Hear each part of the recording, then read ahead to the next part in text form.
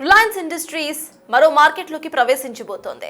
Reliance industries 2016లో జియోతో telecom రంగంలో అడుగుపెట్టి విప్లవాత్మక మార్పులు తీసుకొచ్చింది. జియో విప్లవంతో మిగిలిన కంపెనీస్ అన్ని కూడా చావు దెబ్బతిన్నాయి. కొన్ని కంపెనీస్ ఇప్పటికీ కూడా కోలుకోలేని దశలో ఉన్నాయనేది నిజం.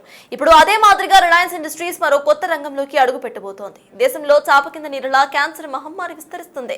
క్యాన్సర్ కేసులు రోజు రోజుకు పెరిగిపోతున్నాయి. క్యాన్సర్ ఏ దశలో ఉన్నా సరే ఇటు ఏ దశలో ఉందో కూడా తెలియజేసే జెనోమిక్ టెస్ట్ ను అత్యంత చౌకగా సామాన్య ప్రజలకు అందుబాటులోకి తీసుకువచ్చేలా ప్రణాళికలను చేస్తోంది. ఈ రంగంలో ప్రవేశించేందుకు తమ ప్రణాళికలను సైతం ప్రకటించింది. అందరూ ఆశ్చర్యపోయే ధరతో జెనోమిక్ టెస్టులు చేసేందుకు ముందుకు వస్తోంది రిలయన్స్ ఇండస్ట్రీస్.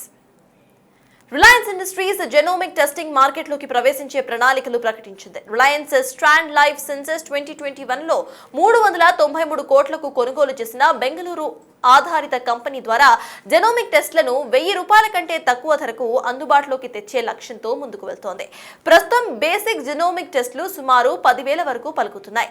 దీన్ని దాదాపు 10 రెట్లు తగ్గించి అన్ని ఆదాయ వర్గాల వారికి అందుబాటులోకి తెచ్చేందుకు ప్రయత్నిస్తోంది. దీన్ని జెనోమిక్స్ లో జియో ఫిక్షన్ అంటూ కూడా వర్తిస్తున్నారు మార్కెట్ ఎనలిస్టులు. 2016లో జియో టెలికాం మార్కెట్ ను ఎలా మార్చిందో అలాగే జెనోమిక్ డయాగ్నోస్టిక్స్ ను కూడా డిస్ట్రెస్ చేయబోతున్నారనేది విశ్లేషిస్తున్నారు. జెనోమిక్ టెస్ట్లు రక్తం లేదా లాలాజల నమూనాలు ఆధారంగా చేస్తారు. జెనోమిక్ టెస్ట్ ద్వారా శరీరంలో క్యాన్సర్ ఎంత దూకుడుగా ఉంది, ఏ మందులు పనిచేస్తాయి అని తెలుసుకోవచ్చు. అలాగే అరుదైన వ్యాధులకు కారణం గుర్తించడం, వ్యాధుల రిస్క్ అంటే డయాబెటీస్, గుండెకు సంబంధించిన సమస్యలను ముందుగానే తెలుసుకోవడం, ఇక మందులు శరీరంపై అసలు ఎలా పనిచేస్తాయో వంటివి తెలుసుకోవచ్చు. ముఖేష్ అంబానీ స్వయంగా ఈ టాస్క్ ఇచ్చారని, ఇందుకు ఎప్పుడో మార్కెట్లోకి వస్తుంది అనేది సమయం ఖరారు మాత్రం ఇంకా కాలేదని తెలుస్తోంది.